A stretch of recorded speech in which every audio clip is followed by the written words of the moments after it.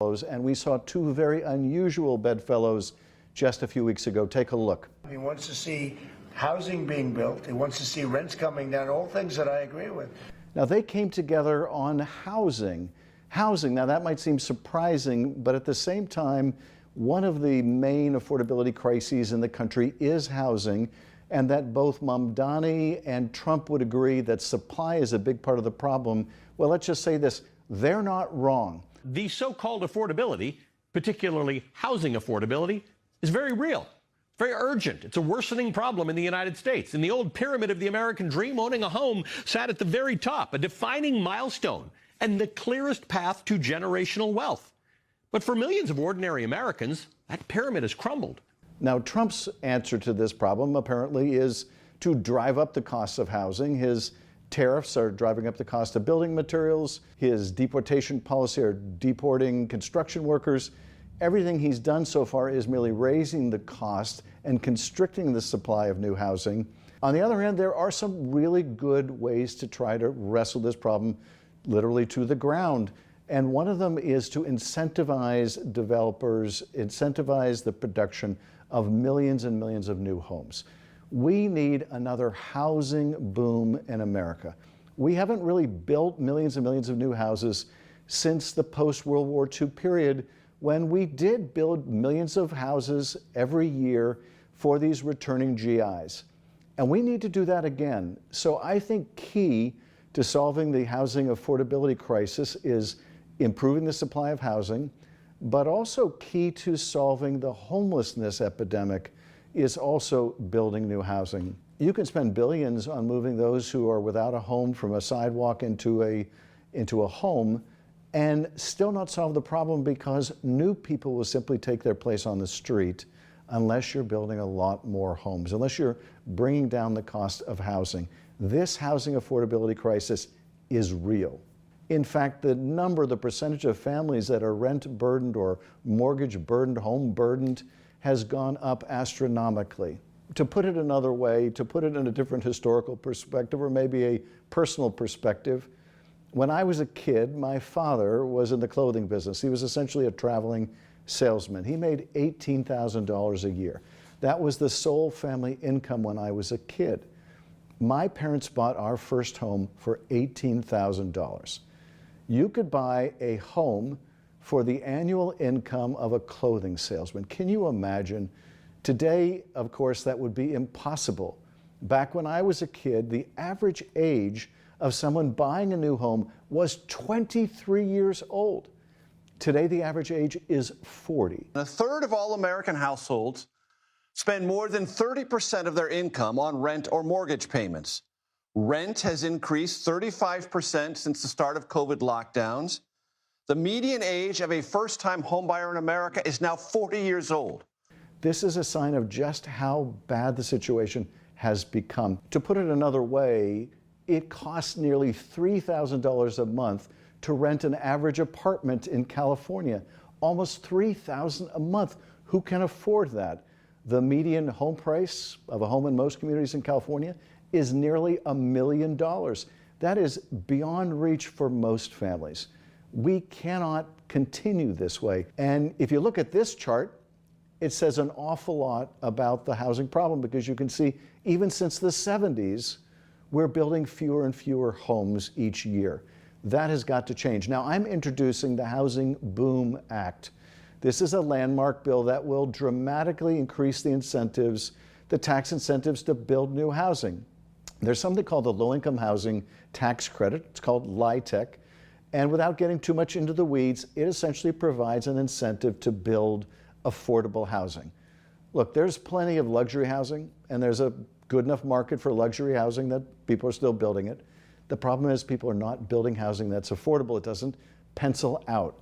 This bill would provide the tax incentive necessary. That credit, that tax credit called LIHTC, has been capped, meaning after you get to a certain point, it's not available for any other new homes. My bill would triple the cap.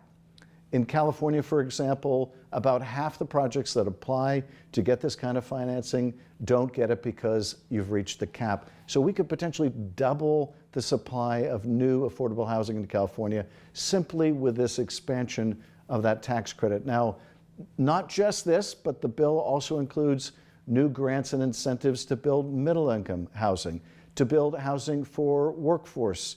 So it has a lot of other components as well. It also increases the supply of housing vouchers for veterans. But the primary aim of the Housing Boom Act is to increase supply. Now, this isn't the complete answer, I will acknowledge. There are other things that need to be done too. We have to constrain, for example, the corporate purchase of real estate. Large companies, investment banks are getting in the business of buying up properties so that they can raise rents, raise property values, make profit off it, but it is placing average families in a competition with big banks and financial institutions that are paying cash for homes. And there's no way that average families can compete with that. Reminds me a bit of this scene from It's a Wonderful Life. Borrow money. What does that get us? A discontented, lazy rabble instead of a thrifty working class. And all because a few starry-eyed dreamers like Peter Bailey stir 'em up and fill their head with a lot of impossible ideas. Now, I say... Just a minute, just a minute. Now, hold on, Mr. Potter. Just a minute. Now, you're right when you say my father was no businessman. I know that. Why he ever started this cheap penny-ante building alone, I'll never know. But neither you nor anybody else can say anything against his character because his whole life was... Why, in the 25 years since he and Uncle Billy started this thing, he never once thought of himself. Isn't that right, Uncle Billy? He didn't save enough money to send Harry to school, let alone me. But he did help a few people get out of your slums, Mr. Potter. And what's wrong with that? Well, here, you're all businessmen here. Doesn't it make them better citizens? Doesn't it make them better customers?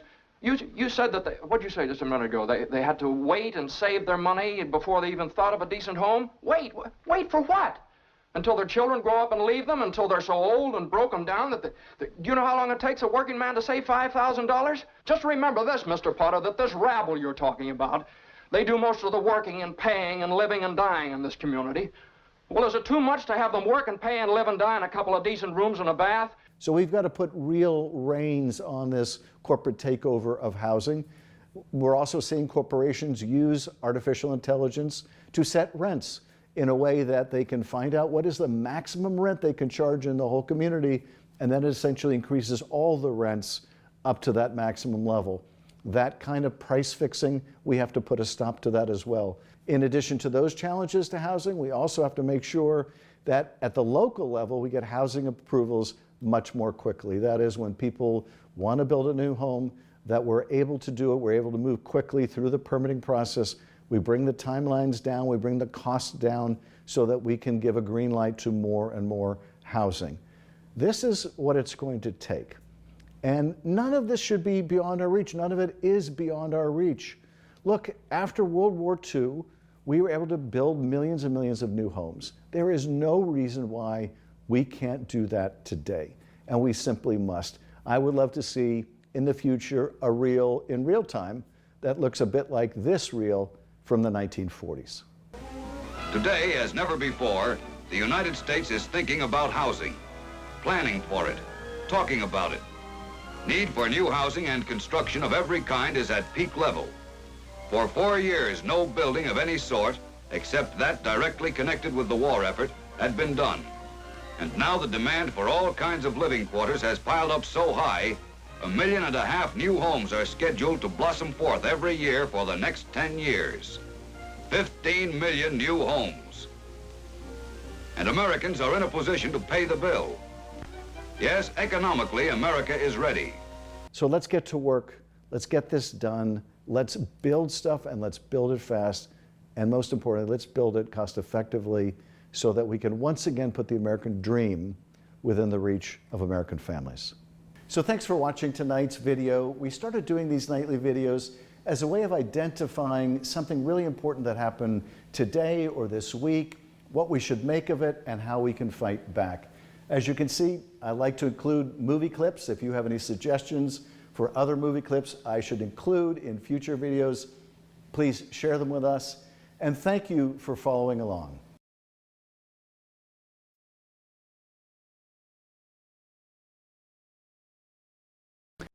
That politics makes strange